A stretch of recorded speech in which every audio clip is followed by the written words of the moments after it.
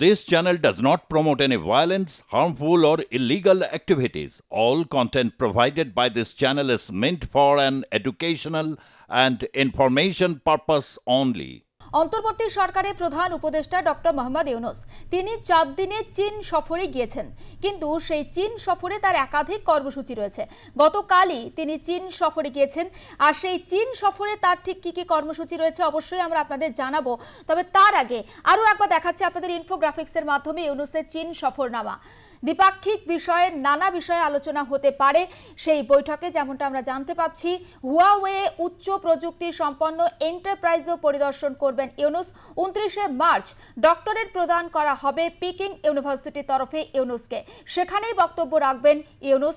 যেমনটা আমরা জানতে পাচ্ছি, বেশ কয়েকটি চুক্তিও স্বাক্ষরিত হতে পারে চীন এবং বাংলাদেশের মধ্যে। জল, অর্থনীতি, কারিগরি সহ একাধিক বিষয়ে চুক্তি স্বাক্ষরের সম্ভাবনা। স্বাস্থ্য সংক্রান্ত বিষয়েও আলোচনা হতে পারে দুই দেশের।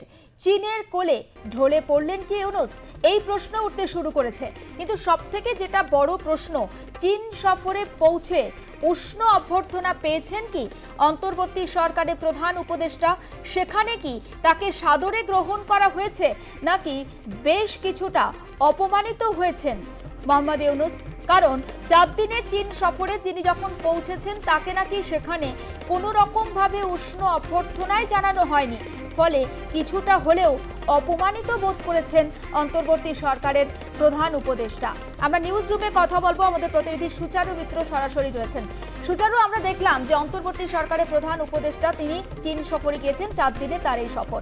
কিন্তু প্রথম দিনই তাকে স্বাগত জানানোর যে একটা ব্যবস্থাপনা চীন সরকারের তরফ থেকে করা হয়েছিল, তাতে বেশ কিছুটা অপমানিত বোধ করেছেন মোহাম্মদ ইউনূস। কি আপডেট পাচ্ছেন?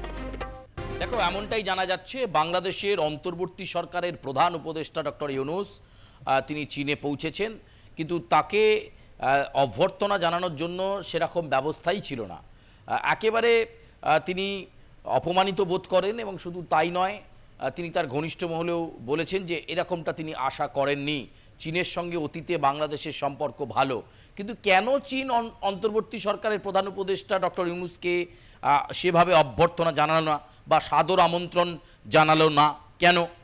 যদি ব্যাখ্যায় যাও তাহলে হচ্ছে যে যেহেতু তিনি নির্বাচিত সরকারের প্রতিনিধি নয়, তিনি কিন্তু ঘোষিত প্রধানমন্ত্রী নন, একটি অন্তর্বর্তী সরকার, সেই অন্তর্বর্তী সরকারের প্রধান উপদেষ্টা, ফলে চীন হয়তো তাকে সেভাবে আমল দিল না। কিন্তু এই প্রেক্ষাপটের মধ্যেও তিনি তো আর সফর বাতিল করে ফিরে যাবেন না। শুক্রবার বেজিংয়ে শি জিনপিংয়ের সঙ্গে বৈঠক রয়েছে, এবং সেখানে ডক্টর ইউনূস ব্যবসা বাণিজ্য সংক্রান্ত বিষয়ে আলোচনা করবে। এছাড়াও বিভিন্ন বিশ্বখ্যাত সোলার সিস্টেম থেকে শুরু করে চীনের বিভিন্ন ব্যবসায়িক বড় বড় প্রতিষ্ঠানের সিইও বা কর্মকর্তাদের সঙ্গে বৈঠক করবেন ডক্টর ইউনূস, এমনটাই জানা যাচ্ছে। কিন্তু সব মিলিয়ে তার চীন সফরের শুরুটাই মানে একটু খারাপ হলো, এটা কথা বলা যেতে পারে। কাঙ্ক্ষিত সম্মান তিনি পেলেন না। শোনা যাচ্ছে যে চীনের একটি ইউনিভার্সিটি থেকে তিনি সেখানে স্পিচ ইউনিভার্সিটি, সেই স্পিচ ইউনিভার্সিটিতে তিনি বক্তব্য রাখবেন, এবং শুধু তাই নয়, সেখান থেকে তাকে নাকি সম্মানও দেওয়া হবে। কিন্তু তার আগেই এয়ারপোর্টেই তিনি সেভাবে অভ্যর্থনা পেলেন না। তাকে সাদরে সাগ্রহে আমন্ত্রণ জানানোর জন্য, চীনে সাদরে আমন্ত্রণ জানানোর জন্য সেভাবে চীন সরকারের পক্ষ থেকে কোনো প্রতিনিধিই উপস্থিত ছিলেন না। এবং শুধু তাই নয়, যে অভ্যর্থনা আশা করেছিলেন ডক্টর ইউনূস, সেটা কিন্তু তিনি পেলেন না। চীনের এমন ব্যবহারে কিন্তু কিছুটা হলেও আঘাত পেয়েছেন ডক্টর ইউনূস। আসলে তিনি দেশে যেমন যে পরিস্থিতির মধ্যে চাপে রয়েছেন, সরকার চালানো নিয়ে বিভিন্ন ক্ষেত্রে তাকে চাপের মুখে পড়তে হচ্ছে। সংখ্যালঘু সম্প্রদায়ের ওপর আক্রমণ, তিনি বলছেন কিচ্ছু হচ্ছে না। বিভিন্ন সময় তিনি সংস্কারকে খাড়া করছেন। নির্বাচনের পর যখনই নির্বাচনের কথা আসছে তিনি পিছিয়ে যাচ্ছেন। ডিসেম্বর মাস থেকে জুন মাসে পর্যায়ের মধ্যে নির্বাচন হবে, আরও সময় চেয়ে নিয়েছেন সংস্কারের নাম করে। এইটা কিন্তু বাংলাদেশের রাজনৈতিক পক্ষগুলো ভালোভাবে দেখছে না। এবং একেবারে বাংলাদেশের স্বাধীনতা দিবসের প্রাক্কালে যে পরিস্থিতি তৈরি হয়েছিল, তার জাতির উদ্দেশ্যে ভাষণ দেওয়ার আগে মনে করা হচ্ছিল হয়তো চাপের মুখে ডক্টর ইউনূস পদত্যাগ করবেন। ফলে এই বিষয়টা কোন জায়গায় দাঁড়িয়েছে সেটাও খুব কঠিন। জাতির উদ্দেশ্যে ভাষণ দিয়ে তিনি চলে গেছেন বাণিজ্য করতে। আমরা জানি না যে বাংলাদেশ ব্যাগ ভরে বাণিজ্য আনবে কিনা, এবং চীনের সঙ্গে সুসংহত সম্পর্ককে সামনে রেখে আগামী দিনে তারা কিভাবে এগিয়ে চলবেন। কিন্তু চীন সফরের শুরুটাইতেই ধাক্কা, অপমানিত হলেন ডক্টর ইউনূস। একেবারে চীনে তাকে সেভাবে অভ্যর্থনা জানানো হলো না। কারণ তিনি কি নির্বাচিত প্রধানমন্ত্রী নয় বলেই? তাহলে তার এটা বোঝা উচিত। তাহলে এই সংস্কারের বিষয়টাকে সামনে না রেখে নির্বাচন করা দরকার ছিল। দ্রুত নির্বাচন হলে বাংলাদেশের যে পরিস্থিতি অত্যন্ত খারাপ পর্যায়ে রয়েছে সেটা হতো না। একদম এবং তাই। যেখানে ডক্টর ইউনূসের সমালোচনা করেছেন বাংলাদেশের বিভিন্ন বিশিষ্টজন বুদ্ধিজীবীরা, ফরাদ মাজারের মতো বিশিষ্ট কবি বারবার বলেছেন যে যেটা বাংলাদেশে চলছে ঠিক নয়, ডক্টর ইউনূস সেটা তার দিন নজর দেওয়া উচিত, তিনি নজর দিচ্ছেন না। তারপরেও তিনি নির্বিকার ঠুঁটো জগন্নাথের মতো শাসনকাল চালিয়েছেন। সুচারু, একটা বিষয় স্পষ্ট করতে চাইছি, এই যে ক্ষমতা আগলে পড়ে থাকা মোহাম্মদ ইউনূসের কোথাও গিয়ে তার কি সাপে বর হচ্ছে, কি মনে হচ্ছে তোমার? তুমি আগেও জানাচ্ছিলে। না, একদমই সাপে বর হচ্ছে না। কারণ নিন্দুকেরা, সমালোচকেরা বলছেন কিন্তু যে আসলে দেশটাকে বিক্রি করতে চীনে গিয়েছেন ডক্টর ইউনূস। এবং দেখলে যে চীনে কিভাবে তিনি অপমানিত হলেন। এখন দেখা শি জিনপিংয়ের সঙ্গে বৈঠকের পর কত তিনি ভুড়ি ভুড়ি বাণিজ্য নিয়ে আসেন। আমরা শুনতে পাচ্ছিলাম যে প্রচুর ইলিশ নিয়ে বাংলাদেশে গেছেন ডক্টর ইউনূস। ফলে কতটা শি জিনপিং কনভিন্সড হন এবং বাংলাদেশের সাম্প্রতিক পরিস্থিতির বিচার করে একেবারে উজাড় করে আর্থিক সাহায্য বাংলাদেশের কাছে দেন কিনা সেটা দেখার। এবং শুধু তাই নয়, ভারতেও কিন্তু এর মাঝে আসতে চেয়েছিলেন ডক্টর ইউনূস। অর্থাৎ বুঝতে পারছে যে ভারত তার অবস্থান থেকে এতটুকু অনন্যয়। ভারত পাত্তাই দিচ্ছে না। কি করছে? চীনে যাচ্ছে ডক্টর ইউনূস, না কোথাও পালিয়ে যাচ্ছে, না রাশিয়ার কোনো মন্ত্রীর সঙ্গে মিটিং করছে। ভারতবর্ষে সব কিচ্ছু যায় আসে না। এবং যে পরিস্থিতি তৈরি হয়েছিল যে থাইল্যান্ডে বলা হয়েছিল যে থাইল্যান্ডে প্রধানমন্ত্রী নরেন্দ্র মোদীর সঙ্গে ডক্টর ইউনূসের যদি একটা বৈঠক অ্যারেঞ্জ করা যায়, সপাটে একেবারে সপাটে নাকচ করে দিয়েছেন নরেন্দ্র মোদী। তিনি কোনো নির্বাচিত সরকারের প্রতিনিধি ছাড়া কোনো অন্তর্বর্তী সরকারের প্রধান উপদেষ্টা বা এইরকম সমন্বয়ক এদের সঙ্গে মিটিং করবেন না, একেবারে নস্যাৎ করে দিয়েছেন নরেন্দ্র মোদী। এর মাঝে চাপে পড়ে ভারতে আসতে চেয়েছিলেন ডক্টর ইউনূস এবং তার পেশ সচিব শফিকুলের মাধ্যমে সেই বার্তা ভারতকে পাঠানোর চেষ্টা করেছিলেন যাতে তাকে আসার জন্য আমন্ত্রণ জানানো হয় বা অনুমতি দেওয়া হয় বা তাকে কয়েকটা দিন ভারতে বেশ কয়েকটা বৈঠক সারতে দেওয়া হয়। কিন্তু একেবারে সেটাও নাকচ হয়ে গেছে এবং কোনো রেসপন্স ভারতের পক্ষ থেকে শফিকুল বাবু বা বাংলাদেশের অন্তর্বর্তী সরকারের প্রতিনিধি কারোর কাছে যায়নি। স্পষ্টত ভারত যে আমল দিচ্ছে না এটা খুব পরিষ্কার। কারণ বাংলাদেশের প্রয়োজন ভারতকে। ভারত সবসময় তার নিজের অবস্থানে অনড় রয়েছে এবং আগেই ভারতবর্ষ জানিয়েছিল প্রতিবেশী দেশ তারা বিপদে পড়লে পাশে ছিলাম, আছি, থাকবো। কিন্তু বারে বারে ভারত বিদ্বেষী কার্যকলাপ, ভারতকে আক্রমণ, এই জায়গা থেকে ভারত কিন্তু একটা কঠিন কড়া অবস্থান নিয়েছে।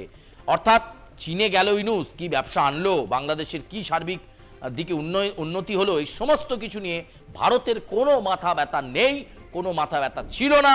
এবং যে কারণে ডক্টর ইউনূস চাপে পড়ে ভারতে একবার আসতে চাইলেও, বৈঠক করতে চাইলেও সেটা যেমন নস্যাৎ হয়ে গেছে, এমনকি থাইল্যান্ডে সেখানে এশিয়ান কান্ট্রিগুলোর একটা মিট রয়েছে কয়েকদিন পরে, সেখানে নরেন্দ্র মোদীর অ্যাপয়েন্টমেন্ট চেয়েছিলেন ডক্টর ইউনূস যে সেখানে যাতে একটা বৈঠক করা যেতে পারে এবং বাংলাদেশের পরিস্থিতি নিয়ে যাতে প্রধানমন্ত্রী নরেন্দ্র মোদী, ভারতবর্ষের প্রধানমন্ত্রী নরেন্দ্র মোদীর সঙ্গে একটা বৈঠক করা যায়। কিন্তু কোনোভাবেই নরেন্দ্র মোদী এই বৈঠক করতে চান না। কারণ তার ঘনিষ্ঠ মহলে তিনি জানিয়ে দিয়েছেন নির্বাচিত সরকারের প্রতিনিধি ছাড়া তিনি কারোর সঙ্গে বৈঠক করেন না। একদম সুচারু, একটু থামাচ্ছি। অবশ্যই তোমারও মনে থাকবে ডোনাল্ড ট্রাম্প ক্ষমতায় আসার পর প্রধানমন্ত্রী নরেন্দ্র মোদীর সঙ্গে যখন ট্রাম্পের সাক্ষাৎ হয়েছিল তখন কিন্তু তিনি জানিয়ে দিয়েছিলেন বাংলাদেশের যে সমস্যা সেটা আমি ভারতের ওপরেই ছেড়ে দিলাম, কারণ প্রধানমন্ত্রী নরেন্দ্র মোদী গোটা বিষয়টা খুব ভালোভাবে বুঝে নিতে পারবেন। এবং তারপর ইউনূসের এই ভারত সফরে আসার নাকচ হওয়া, কোথাও গিয়ে কি চাপ বাড়ছে? না, চাপ তো বেড়েইছে।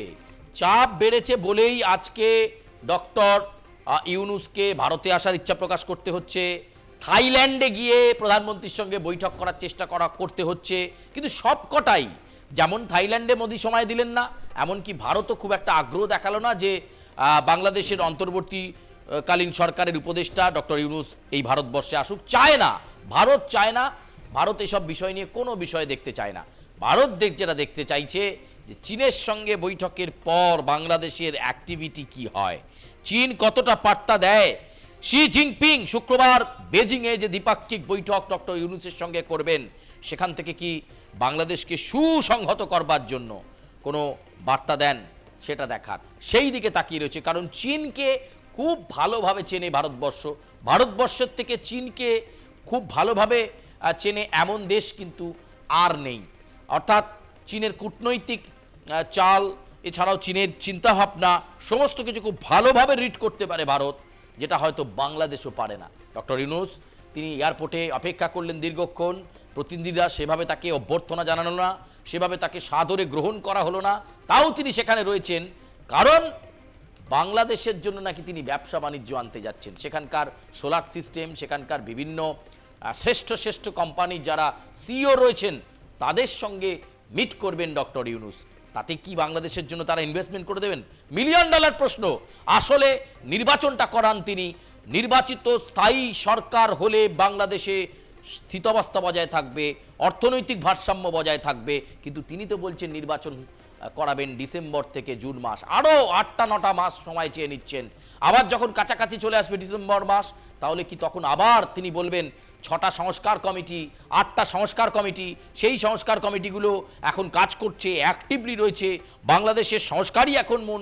সবচেয়ে বড় কথা, জাতির উদ্দেশ্যে ভাষণে স্বাধীনতা দিবসের দিনে বললেন বাংলাদেশকে দুর্নীতিমুক্ত করতে হবে। তার মানে তিনি বলছেন বাংলাদেশ দুর্নীতিতে রয়েছে। অর্থাৎ এইটা মানে বাংলাদেশের জনগণকে অপমান, বাংলাদেশের মানুষকে দুর্নীতি মুক্ত হতে হবে, কোড আনকোড এই কথাটা, বাংলাদেশের মানুষকে দুর্নীতি মুক্ত হতে হবে। অর্থাৎ তাহলে বাংলাদেশ দুর্নীতিতে নিমজ্জিত, কারণ তিনি তো 5ই আগস্টের পর নানা রাজনৈতিক যে নদী, সেই নদীর জল দিয়ে প্রচুর বহমান স্রোত গেছে, তারপরে তো তাকে অন্তর্বর্তী সরকারের প্রধান উপদেষ্টা করা হয়েছিল। কার্যকারী কী পদক্ষেপ তিনি নিতে পেরেছেন? উল্টে যেটা হয়েছে, সংখ্যালঘুদের উপর আক্রমণ, ইসকনের মন্দির ভেঙে দাও, মৌলবাদী কার্যকলাপ, চিন্ময় কৃষ্ণ দাস ব্রহ্মচারীর মতো একজন সন্ন্যাসী তাকে গড়াদে ঢুকিয়ে রাখা, এখনো পর্যন্ত সে জেলে রয়েছে, তাকে মিথ্যা রাষ্ট্রদ্রোহিতার মামলায় ফাঁসিয়ে রাখা, এইটা হলো তার ডেভেলপমেন্ট। সংস্কার কমিটি, 6টা থেকে 8টা সংস্কার কমিটি 48টা রাজনৈতিক দলকে চিঠি দিয়েছে, রাজনৈতিক দলগুলোরই তো একটা বড় অংশ বলছে কোনো রূপরেখা এখনো পর্যন্ত নির্বাচনের দেননি ডক্টর ইউনূস।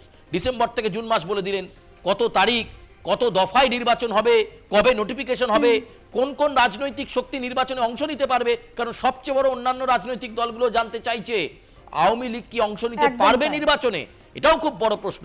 ফলে এই 4 দিনের চীন সফর কতটা তার কাছে সাফল্যের হয় এবং ভোরে ভোরে তিনি কতটা বাণিজ্য আনেন, তার দিকে তাকিয়ে থাকতে হবে। একেবারে, অবশ্যই, অনেক ধন্যবাদ।